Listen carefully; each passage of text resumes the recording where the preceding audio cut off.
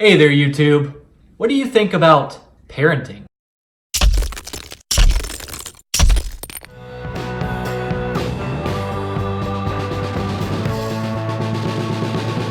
Hey, a negative atheist back at you with another video. So this Saturday, I wanted to talk a little bit about parenting. Now, I am absolutely in no way an expert or anyone to give advice for parenting. I have a daughter, and as many people know, there is no handbook that will tell you how to be a good or successful parent. Most of our parents have simply done the best job that they can. I can tell you that genetically speaking, I believe that we all have an innate ability to parent a child into this world and do the best job that we possibly can, and that's the best you can hope for. In fact, as a manager, I have been asked several times for parenting advice from several members of my staff as they were becoming new parents, and the number one advice that I tell all of them is, if anyone gives you advice, the only one that you should trust is yourself. So, that's pretty much my standpoint. Now look, for me, being an atheist parent, at the beginning of my daughter's life, I was a devout pagan, and I was a lay leader in the Wiccan faith, and I conducted a lot of services on and off base. I met with a lot of people from that community and served as a leadership role for my faith group. And even then, I did not want to indoctrinate my daughter into that faith. So we did collectively, my wife and I, we purchased some books that were aimed at children learning some of the foundational original beliefs to give her the baseline for starting a religious path if she chose to go the route that her father was on.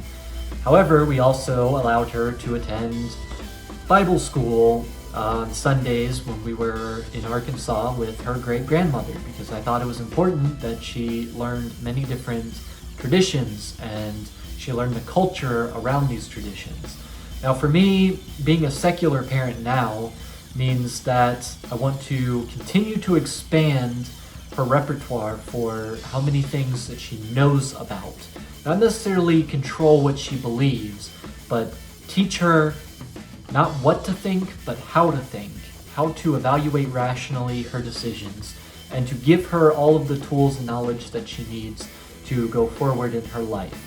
So for instance, she has attended the Unitarian Universalist Church with her grandmother several times, and they teach that there is no one and only path to religion. They teach several different religious viewpoints. She's also gone to some Buddhist worship services and seen how they practice, seen their cultural influence, and experienced that.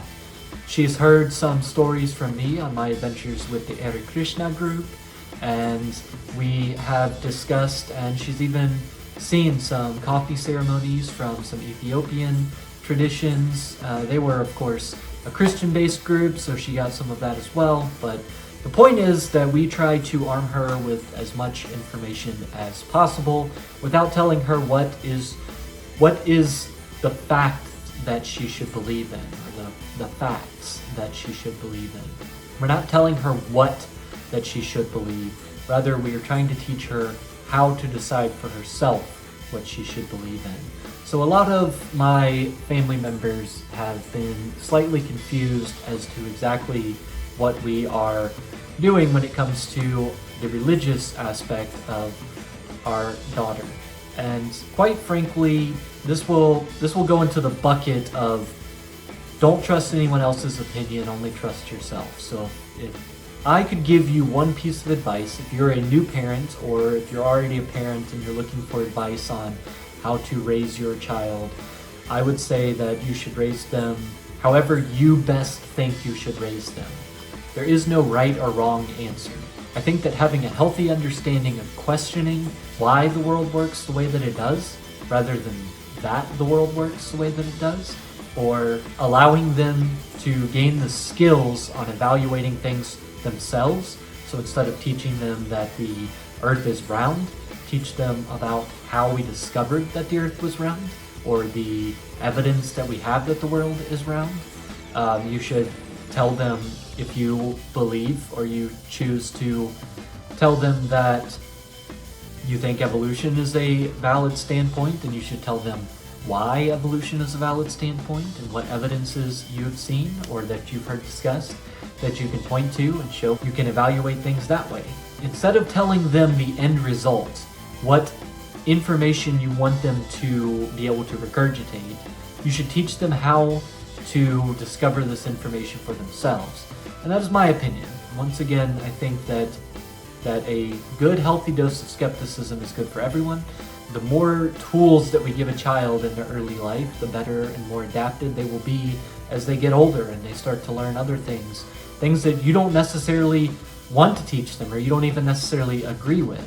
Eventually, your child will come upon some flat earth theories, for instance, and if you do not believe that the earth is flat, and you have valid reasons for doing so, and you tell your child that the earth is round, and all they know is that the earth is round, and they don't have any kind of concept of why you think the earth is round, they just know that mommy told me the earth is round, or daddy told me the earth is round. When somebody comes and has a well put together, or at least in their opinion, a put together argument as to why the earth is in fact flat and everything else is a giant conspiracy, they might be persuaded to believe it. So, like I said, I'm not trying to dictate from a mound on high in any sense and tell you what you should and should not teach your child. What I'm telling you is that, from my perspective, I think that it is more important to teach a child how to think rather than what to think. I think if we did a better job in society in helping people understand how to form logical beliefs, that we would be better off as a whole. If we set a good foundation for the scientific method early in life, and reasoning and understanding, and how to evaluate your biases and eliminate your biases when you are looking at the facts or you're developing your own beliefs, I think that would be a very beneficial thing.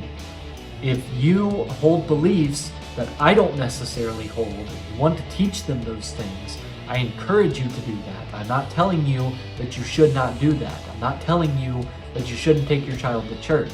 My child has gone to church and I don't even believe in that. However, what I'm telling you is that you should also tell your child why they should believe, not just that they should believe. You shouldn't just tell them, this is everything here on a silver platter and I need you to eat it all. You should tell them, this is why you should ingest this information. That's my 2 cents on it. Look, like I said, I'm not trying to give you an edict here. I'm just telling you my standpoints on parenting. And if you like this video, go ahead and give it a thumbs up. Subscribe for some more content, and I will see you in the next one. Bye.